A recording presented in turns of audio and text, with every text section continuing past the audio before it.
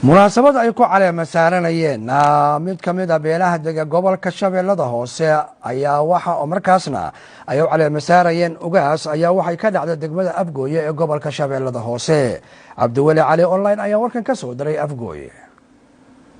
badan ayaa ahayd mid lagu caleema saarayay ugaas Cali Axmed Geedi oo ka mid noqonaya ugaasyada mid ka mid ah beelaha dega koonfurta iyo bartamaha Soomaaliya. waxaana munaasabadan oo lagu qabtay degmada Afgooye ka soo qayb galay dhammaan nabadoono ugaaso iyo marti sharaf kale oo fara badan. waxaana qaar ka mid ah waxgaradka caleema saarkan soo xaadiray ay madasha ka sheegeen in ay la shaqayn doonaan ugaas Cali Axmed Geedi. anaga waxaana laga rabaa soo dhaweyn iyo duco.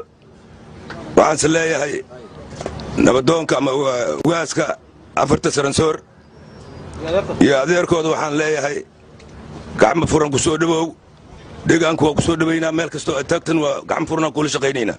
mas-uulkaas walaalkay Cali oo qaaday iyo ninka oo kale oo hadda saaxiibkeeyahoo ku-xigeenka Allah la garab galo intaan iyo intii dhashana dembigooda Allah dhaafo.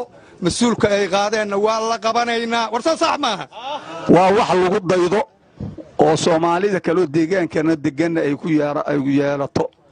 waxa la yiri dherigii farabadsha waa fuud xaraareeyaa. haddii qolo walbaba saas isu soo yareydo dhibku waa yaraana. haddiise sida hadda aan hor ku soconnay lagu socdo dhibku yaraamaya waa badana oo la dhigay cidda dhigtay way ku mahadsan tahay. annagana hay maartaa naga soo qayb gelisay. waxaan leenahay saransoor ha noolaado ha midoobo inta kalena ha ku daytaan leeyahay. waxaan leenahay hambalyo ugaaskana waxaan leenahay nabadoonkana waxaan leenahay la shaqeeyo oo shaqada geesaha laga istaago. hadal kulli waa la dhameeyay waa hadla looma hadlo ugaasidii intii hore ay hadlamaysay. assalaamu calaykum. gabagabadii nabadoon Cali Axmed Geedi oo la caleema saaray ayaa ka dalbaday gabi ahaan bulshada in ay la shaqeeyaan uguna duceeyaan in Eebbe u fududeeyo mas'uuliyadda culus ee loo idmaday. ummadda Soomaaliyeed runtii waxa maanta dhacay waxaan raadsaday ma aha waxaan doonay ma aha waxaan rabayna ma aha xaqiiqan.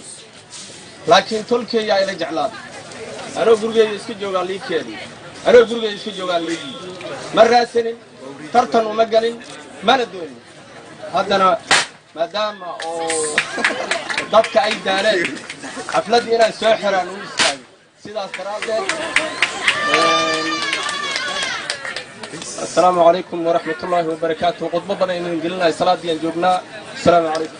Cabdiwali Cali online TV caalamiga ah ee Universal gobolka Shabeellaha Hoose.